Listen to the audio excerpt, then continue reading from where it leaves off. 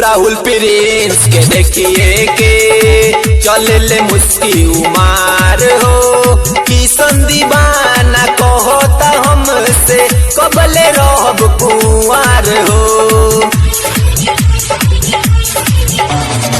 Rahul Prince के देखिए के चले ले मुस्की उमार हो, किशन दीवाना कहता हमसे कबले रहब कुंवार हो। चेहरा देखले शिबलू अरुण, चेहरा देखले शिबलू अरुण, वही दिन से माथा उनकर सटकल बा। हमर दिल सुनाए भौजी तारा बहिनी पजा के अटकल बा।